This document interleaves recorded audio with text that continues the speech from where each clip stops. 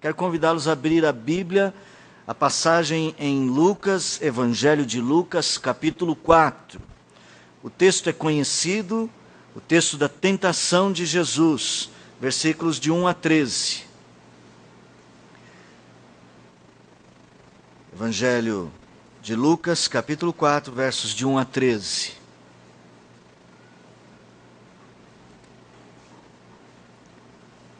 Jesus, cheio do Espírito Santo, voltou do Jordão e foi guiado pelo mesmo Espírito no deserto. Durante 40 dias vou ler melhor assim. Jesus, cheio do Espírito Santo, voltou do Jordão e foi guiado pelo mesmo Espírito no deserto. Durante 40 dias, sendo tentado pelo diabo. Nada comeu naqueles dias, ao fim dos quais teve fome. Disse-lhe então o diabo: se és o Filho de Deus, manda que esta pedra se transforme em pão. Mas Jesus lhe respondeu: está escrito, não só de pão viverá o homem. E elevando-o, mostrou-lhe no momento todos os reinos do mundo. Disse-lhe o diabo: dar-te-ei toda esta autoridade e a glória destes reinos, porque ela me foi entregue e a dou a quem eu quiser. Portanto, se prostrado me adorares, toda será tua. Mas Jesus lhe respondeu: está escrito, ao Senhor teu Deus adorarás e só a Ele darás culto. Então o levou a Jerusalém e o colocou sobre o pináculo do templo e disse: se és filho de Deus, atira-te daqui abaixo. Porque está escrito, aos seus anjos ordenará a teu respeito que te guardem, e eles te susterão nas suas mãos para não tropeçares em alguma pedra. Respondeu-lhe Jesus: dito está, não tentarás o Senhor teu Deus. Passadas que foram as tentações de toda sorte, apartou-se dele o diabo até o momento oportuno. Vamos meditar na palavra do Senhor. Você ficou aí para tocar um hino entre a palavra? Você vai querer sentar agora ou você vai ficar aí? Tá bom. Você está aí, eu pensei que você queria cantar o hino. Irmãos, o tema da tentação ele é muito importante para nós. Porque todos somos tentados. O tema da tentação de Jesus é muito importante para nós, porque lá o escritor aos Hebreus, no capítulo de número 2, diz que porque ele foi tentado em todas as coisas, ele é capaz de socorrer os que são tentados. O tema da tentação é importante, não só porque somos tentados, mas porque somos fracos. E muitas vezes caímos. Meu querido irmão, se você brinca com a tentação, você não está levando a sério a sua vida cristã. Se você flerta com o pecado, com a tentação, você deixa a sua fraqueza te conduzir, você não está levando a sério aquilo que Jesus disse: vigiai e orai para que não entreis em tentação. Nós precisamos aprender a vencer as tentações. E nós temos uma certeza, que porque Jesus venceu as suas tentações, aqui de uma certa maneira simbolizadas, neste momento do ministério do Salvador, quando ele foi levado ao deserto e foi tentado, é porque ele venceu que eu e você podemos vencer. Às vezes existem inclinações fortes dentro de nós, que facilitam o trabalho do pecado, nos expondo e nos colocando em uma condição em que facilmente nós caímos. Mas a palavra de Deus diz que nós temos escape. Eu quero ler só um versículo, está lá em 1 Coríntios, capítulo de número 10. 4 versículos eu aprendi, decorei nas aulas do reverendo Augusto Nicodemos, aulas de Novo Testamento. Um deles é 1 Coríntios 10, 13. Não vos sobreveio tentação que não fosse humana, mas Deus é fiel e não permitirá que sejais tentados além das vossas forças. Pelo contrário, juntamente com a tentação, vos dará livramento. Você pode vencer o pecado. Você pode vencer o tentador. Você pode superar suas fraquezas. Você pode se ancorar em Cristo para isto. Você pode vencer, meu irmão, essa grande limitação que impede você de seguir no caminho da fé, no caminho da verdade, no caminho da pureza. Você pode, porque Cristo venceu. Em Cristo somos mais que vencedores, diz a palavra do Senhor. Mas você precisa lidar com estas coisas. Você precisa encarar de frente suas fraquezas. E você precisa usar as armas certas. Nós vamos olhar para esse texto de Lucas capítulo 4, exatamente buscando isto. Que ferramentas posso tirar desse texto para vencer as minhas tentações? E cuidado, não brinque com elas. Elas estão sempre presentes. Então, antes de passarmos ao estudo da palavra, vamos orar mais uma vez. Quero que você fale com Deus. Você diga a Deus: eu preciso aprender, Senhor, porque eu sou muito orgulhoso. Eu mantenho meu coração fechado para muitas coisas. Eu preciso vencer as tentações, Senhor. Abaixe sua cabeça e ore por alguns instantes.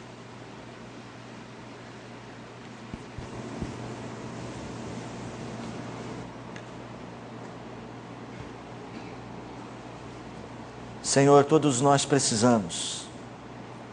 Todos somos muito carentes. Somos muito fracos. Mas temos descoberto na Tua palavra que Cristo é a nossa força. Temos descoberto a Tua graça, Senhor. E ela nos basta. Assim como Paulo confessava as suas fraquezas, nós também confessamos as nossas. E somos tão desventurados por causa da morte ainda presente em nós, que queremos descobrir como viver em vitória. A vitória sobre o pecado, que tenazmente nos assedia. Abra os nossos olhos, Senhor. Ajuda-nos a perceber nos textos da Tua palavra as lições de vida que o Senhor nos deixa. E não nos deixe cair em tentação, mas livra-nos do mal, Senhor. Pois Teu é o reino, o poder e a glória. Assim nós queremos aprender de Ti esta noite. Mais uma vez, abra os nossos olhos, nossos ouvidos. Os desejos do nosso coração sejam Teus. E assim o Senhor fale com cada um de nós. Em nome de Jesus. Amém. Meus irmãos, quando olhamos para o texto da tentação, aliás, eu tenho que confessar uma coisa: textos conhecidos da palavra de Deus são muito difíceis de serem pregados. Porque esse é um texto conhecido, você já ouviu algumas, talvez dezenas de sermões sobre esse texto. E é difícil porque mesmo nós que estudamos a palavra temos a tendência de ir às mesmas coisas. Quantas vezes você já não ouviu assim, para vencer a tentação você precisa responder com a palavra? Porque Jesus sempre respondia com a palavra: está escrito. Não é assim? Mas nós precisamos de uma fé que vá além. Isso a gente já sabe. Mas isso ainda talvez não tenha sido suficiente para nos fazer vivos e alertas diante da tentação. Porque muitas têm sido as tentações do nosso tempo e muitas vezes a igreja cai. Pastores caem. Presbíteros caem. Pais de família, mães, jovens, caímos. Quando olhamos para o texto que Lucas escreveu, eu quero sempre lembrar, você precisa ter uma visão maior desse texto. Lembra que ele escreveu 2 livros. O livro de Atos é uma continuação deste livro. E no livro de Atos, Lucas vai dizer: olha, a igreja continuou o ministério de Jesus. Então, de certa forma, quando você olha para o livro de Lucas, você tem que falar assim: bom, o que Jesus fez que eu posso fazer, dando continuidade ao seu ministério? Dá para entender isso? E quando Lucas escreve este trecho, há algumas coisas que eu quero chamar a sua atenção esta noite.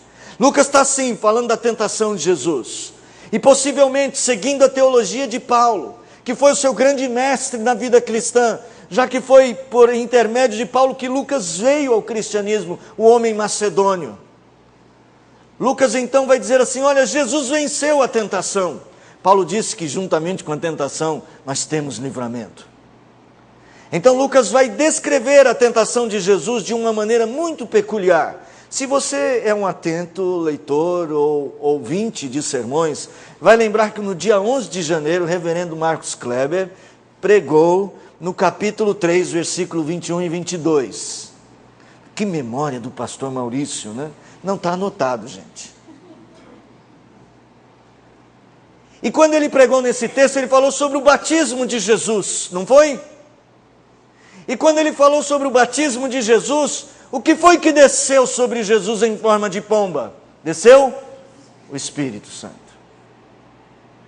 E Lucas tem todo um trecho aqui para mostrar a presença do Espírito Santo na vida de Jesus.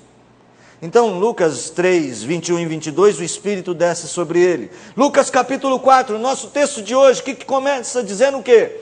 Jesus, cheio do Espírito Santo, voltou do Jordão, do batismo, e foi guiado pelo mesmo Espírito no deserto. Ainda no capítulo de número 4, o verso de número 18, conta que Jesus entrou na sinagoga, depois de começar o seu ministério, e ele vai ler o livro do profeta Isaías, e ele não era daqueles que abria o texto, deixa eu ver, e batia o dedo, e onde caía ele lia, não. Ele escolheu o texto, e o texto que ele escolheu foi este: o Espírito do Senhor está sobre mim. Quando Lucas vai escrever o livro de Atos, Lucas vai mostrar que a igreja andava na força do Espírito Santo. Mas recebereis poder ao descer sobre vós o Espírito. Meus irmãos, nós olhando para esse texto, nós aprendemos que se desejamos realmente vencer as nossas tentações, se desejamos vencer o tentador, nós precisamos andar na força do Espírito Santo. Lucas começa uma nova etapa no seu livro. Ele faz uma transição da figura de João Batista para a figura de Jesus. Ele começa mostrando o ministério de Jesus está começando agora, irmãos. Lá no batismo. E esse ministério começa com a presença do Espírito Santo. Ouço dizer que a presença do Espírito Santo é capacitadora para Jesus realizar a sua obra.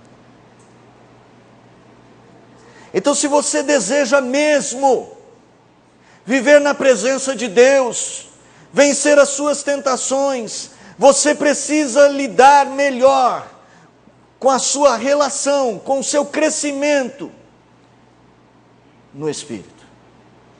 O apóstolo Paulo diz assim: enchei-vos do Espírito.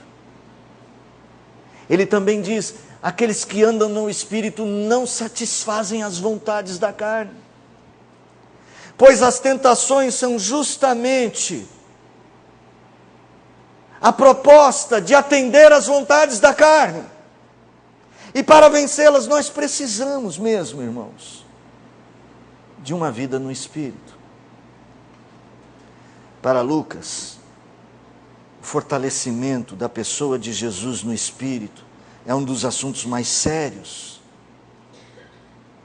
das Escrituras. E a sua relação com a igreja.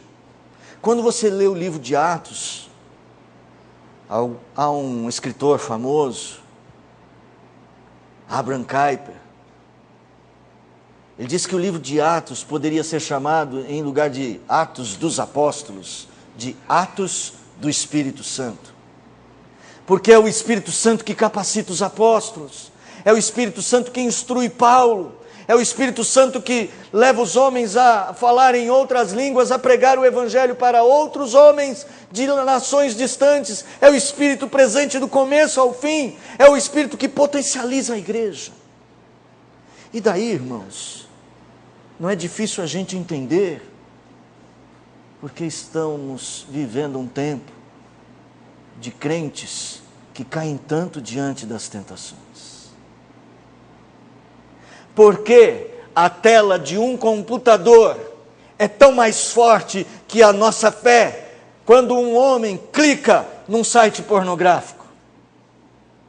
Por que as propagandas da TV conseguem conquistar tão fortemente o nosso espírito consumista, a ponto de muitas vezes negligenciarmos os deveres cristãos em favor do consumo pessoal? Por que a nossa fé é tão pequena? Porque muitos de nós não crescemos na relação com o Espírito Santo. Abra sua Bíblia em Efésios, capítulo de número 4 e depois capítulo de número 5.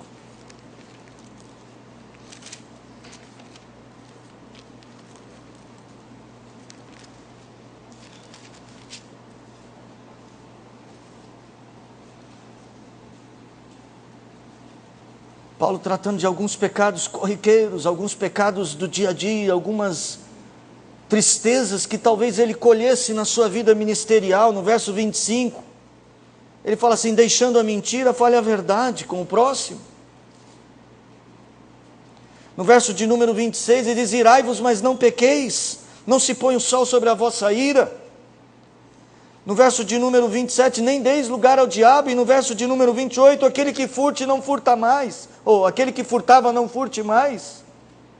Paulo está lidando com os pecados da igreja, ele está exortando a igreja a fazer coisas distintas, diferentes, e se formos hoje avaliar, talvez esses pecados estejam tão presentes hoje quanto antes. Olha o verso de número 29, não saia da vossa boca nenhuma palavra torpe, mas a que edifica. Não use a língua para destruir pessoas. E ele conclui no verso de número 30, e não entristeçais o Espírito de Deus, no qual fostes selados para o dia da redenção. Há uma relação íntima entre o crente e o Espírito, até o dia final.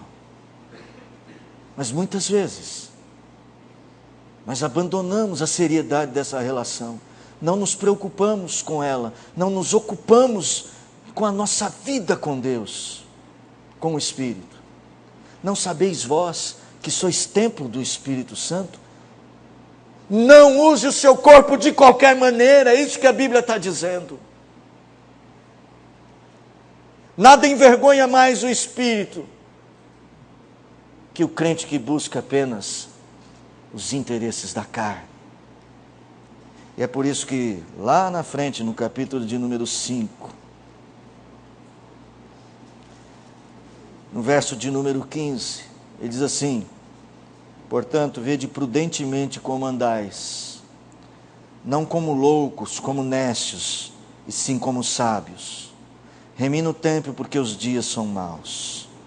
Por esta razão não vos torneis insensatos, mas procurais compreender qual é a vontade do Senhor, e não vos embriagueis com vinho no qual há dissolução, mas enchei-vos do Espírito.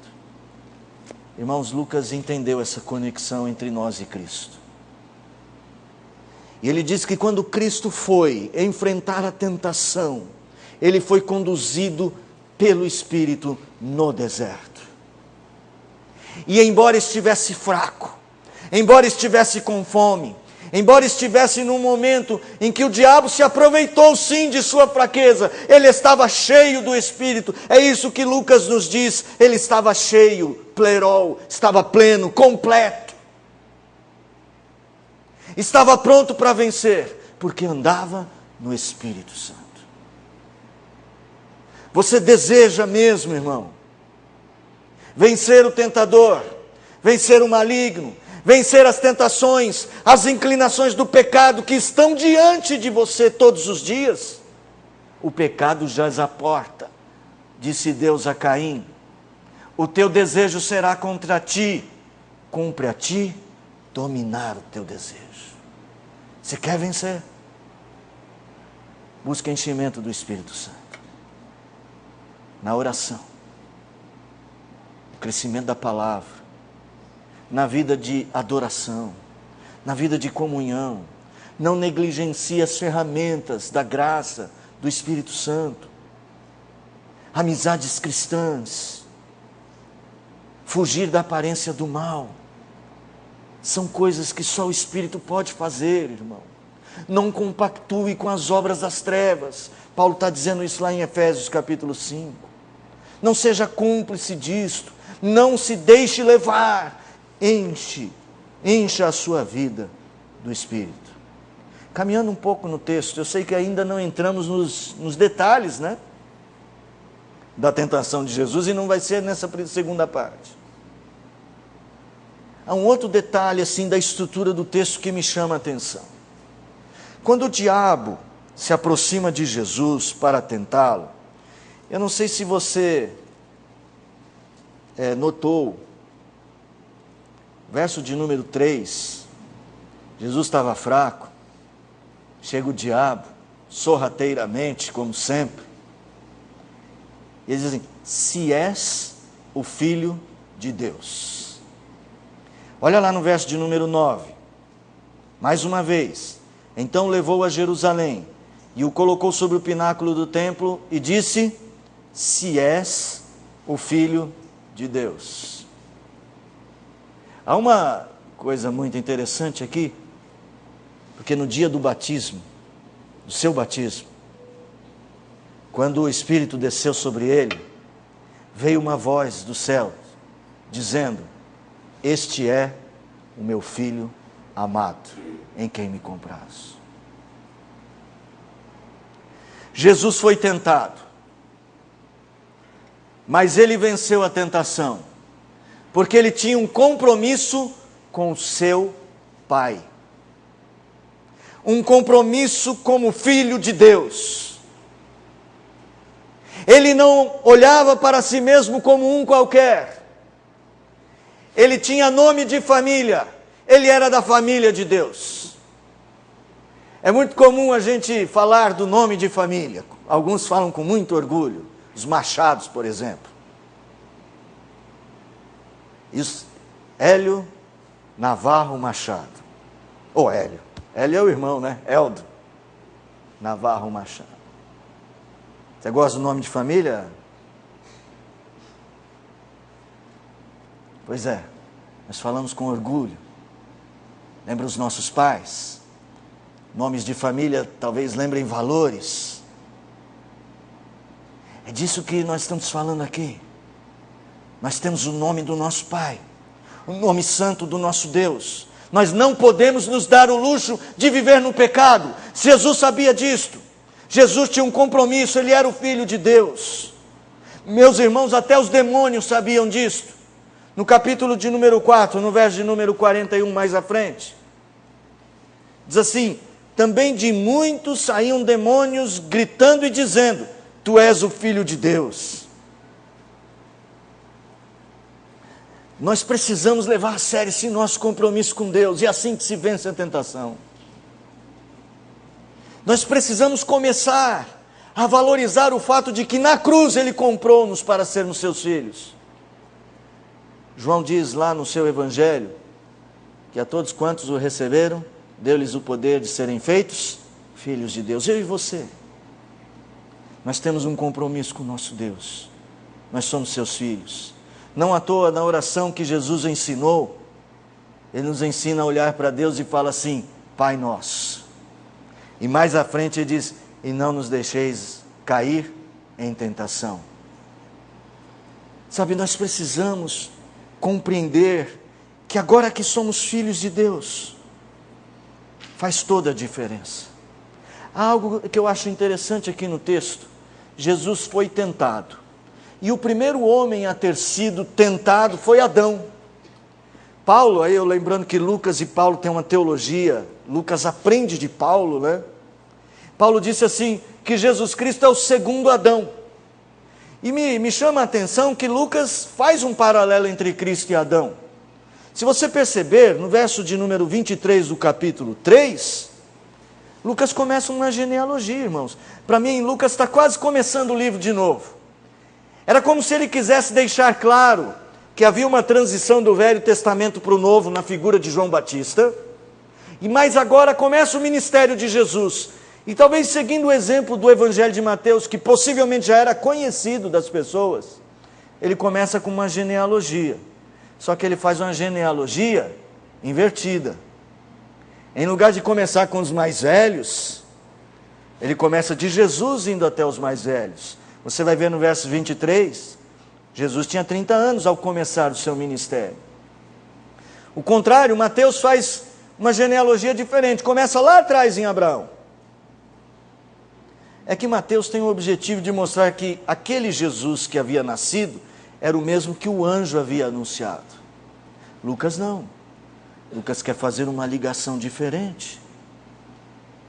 Olha como é que ele começa a genealogia no ministério de Jesus, 30 anos. E olha como ele termina no verso 38. Falando de onde veio Jesus, ele termina dizendo: Cainã, filho de Enos, Enos, filho de Sete, e este, filho de Adão, filho de Deus. Adão era filho de Deus.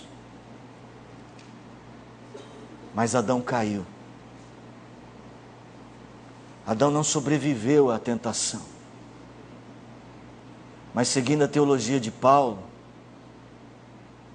nós aprendemos que Jesus veio para fazer aquilo que Adão não fez. Ele venceu o tentador. Era o compromisso como filho de Deus que fazia a diferença. E Satanás tentou usar isso. Se tu és o filho de Deus, transforme a pedra em pão.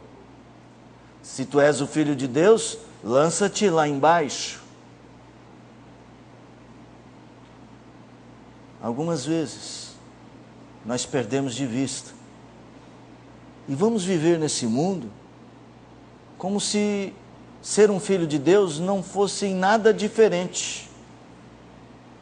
Às vezes usamos as mesmas piadas, às vezes a mesma moda, às vezes os mesmos instrumentos, às vezes as mesmas palavras, muitas vezes as mesmas atitudes, usamos os mesmos caminhos. Nós somos diferentes, irmãos.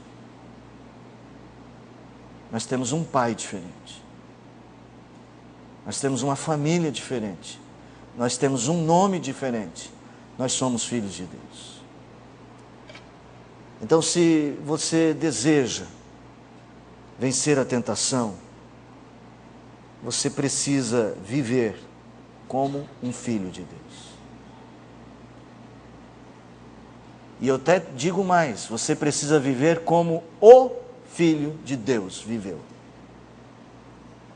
E o que se diz dele é que em tudo ele agradava ao seu Pai.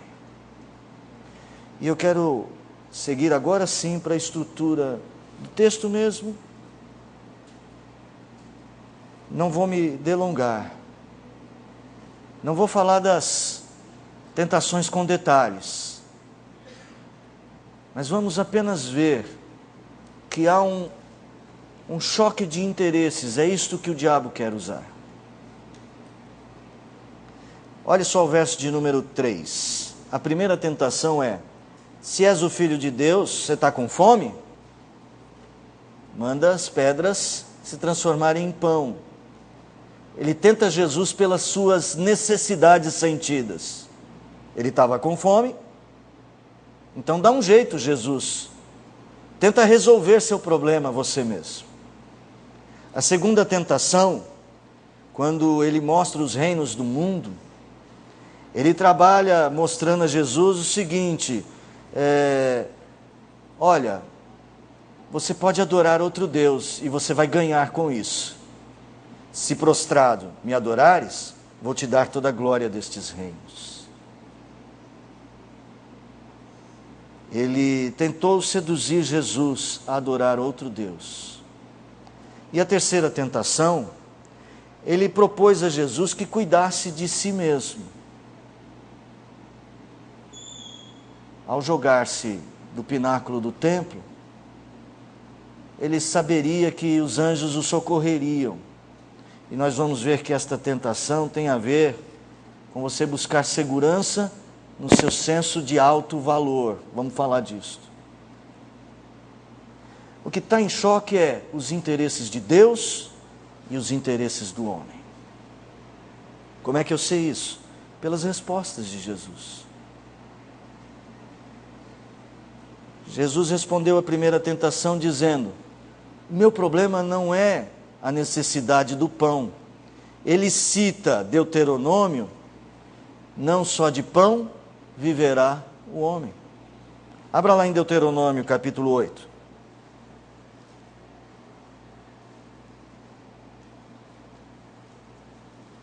Versículo 3.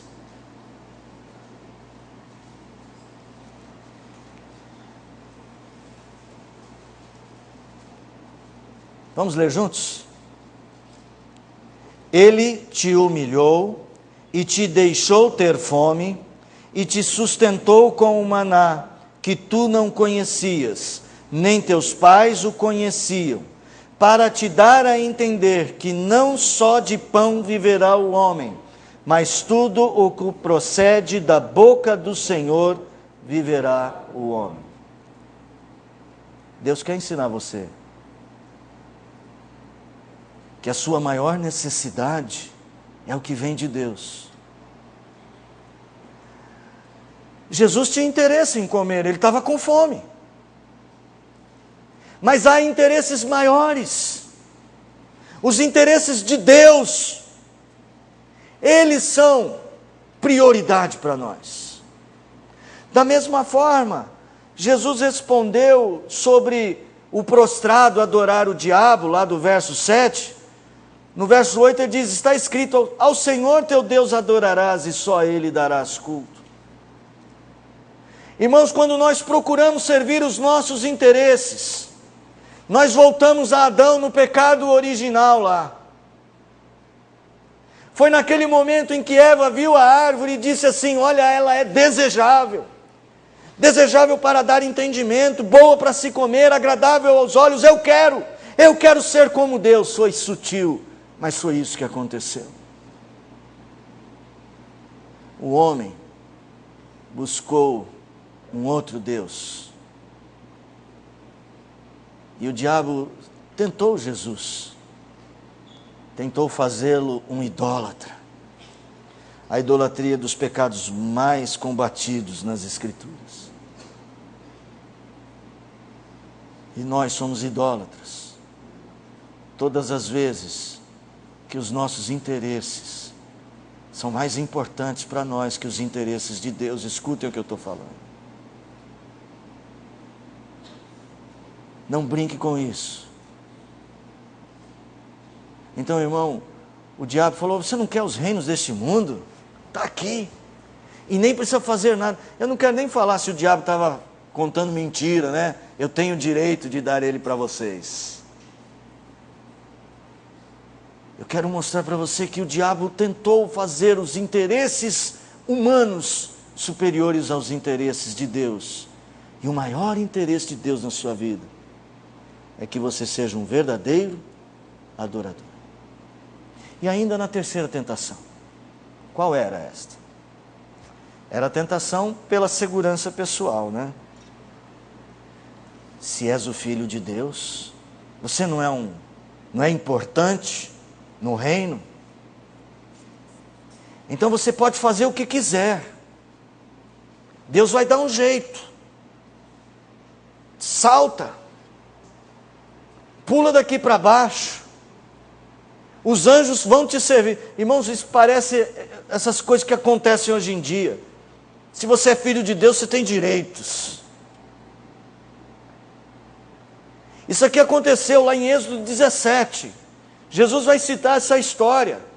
O povo de Deus tinha ido para o deserto, e era mais ou menos assim, os versos iniciais ali do capítulo 17 de Êxodo. Estavam lá em Massá, Meribá, e eles começam a sentir sede, estava com crise hídrica.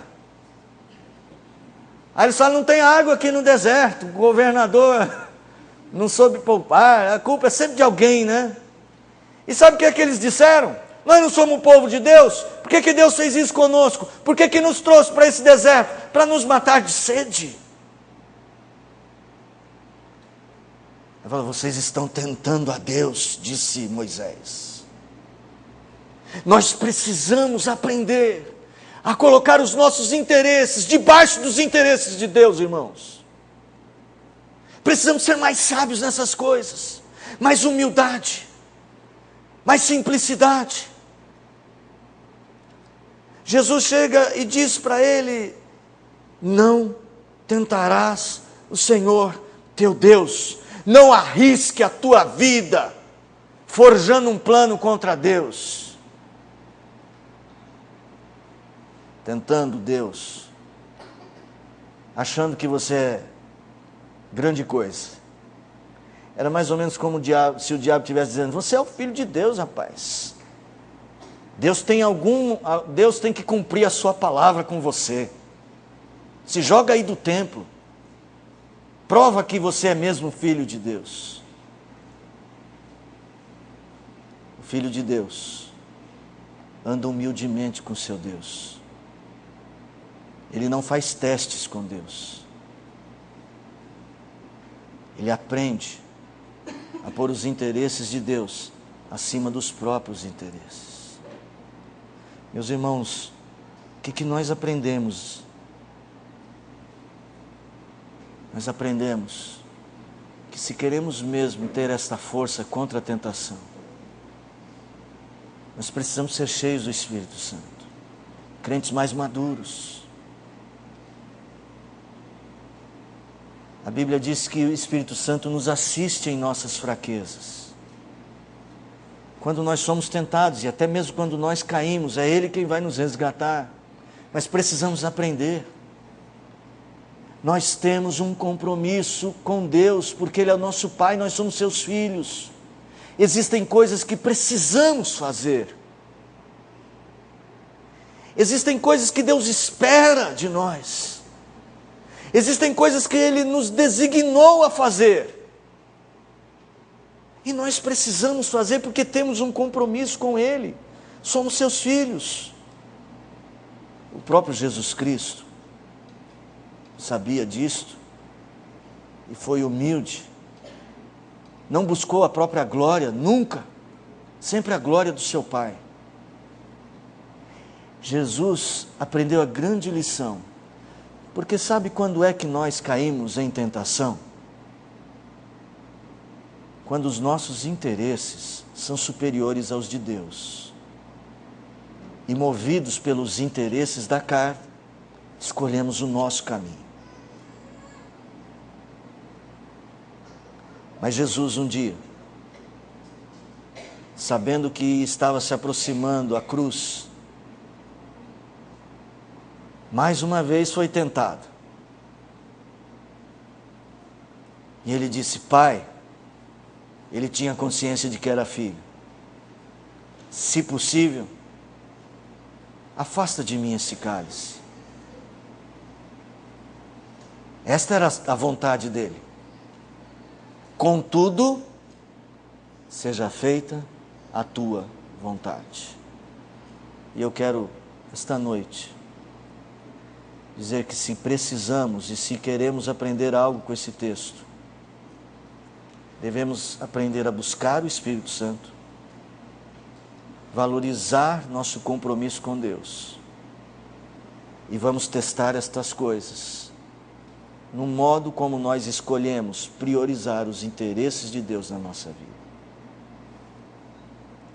Irmãos, às vezes, na liderança de uma igreja, a gente se pergunta, por que há tanta omissão no meio do corpo de Cristo? Por que não conseguimos convencer os crentes a fazer as coisas mais simples da vida cristã. Como servir a Deus com seus dons, convencê-los a orar, convencê-los a ler a Bíblia em casa. Por que é que as mensagens não estão produzindo esse tipo de igreja? De crentes compromissados com a vida do próximo. Por que é mais fácil a gente se retrair e reclamar e dizer que nada está certo, quando nós somos chamados para servir, mesmo quando tudo está errado? Por que é tão difícil? Por que às vezes é difícil? Eu, como pastor, fazer o meu trabalho, há coisas que eu sei que devo fazer e tantas vezes sou negligente. Por que, irmãos? Acredito é porque falta esta maturidade. Cedemos demais a tentações, mas como não são aquelas tentações grotescas, né? Do pecado sexual, do pecado dos interesses do roubo, são outros, né? Meu conforto. São outras tentações. Não, é que eu não gosto. Não é que eu não gosto. A gente não diz eu não gosto do irmão, a gente diz assim, não, sabe? Não vou falar não bateu, porque é a linguagem de outro segmento religioso, né? Sabe, não, a gente não dá certo. Nós temos perspectivas diferentes sobre alguns assuntos. Por que não conseguimos fazer os pais orarem com seus filhos e se ocuparem da instrução bíblica com zelo? Porque nós precisamos crescer, nós precisamos amadurecer, nós precisamos valorizar a vontade de Deus na nossa vida. É assim que a gente vence a tentação. E eu queria chamar você, membro desta igreja, ou você que está interessado no Evangelho e tem nos visitado com frequência, tem se preocupado em ouvir a palavra, a fazer uma profunda revisão dos seus interesses no reino, das coisas que realmente estão movendo a sua vida, das coisas que realmente estão te entusiasmando, levando à prática de uma vida nova. Fazendo essa revisão, você orar e falar: Deus, eu vou vencer a tentação e vou te servir, como Jesus fez. Jovens, eu vos escrevi, porque tendes vencido o maligno. Que Deus nos abençoe e nos ajude. Que a experiência com Cristo produza vida no nosso coração. Senhor, nós confessamos nossa fraqueza, Senhor. Que falhamos, que pecamos, que negligenciamos a nossa vida contigo. Falhamos no enchermos o nosso coração, a nossa alma com as coisas do Espírito. Falhamos com nossos filhos, que são teus filhos, para os quais nós somos exemplos, Senhor. Pedimos o teu perdão, para que eles não aprendam com o nosso erro, Senhor. Por isso nos arrependemos diante do Senhor e buscamos colocar os nossos interesses nas tuas mãos. Que a tua palavra nos convença dia a dia.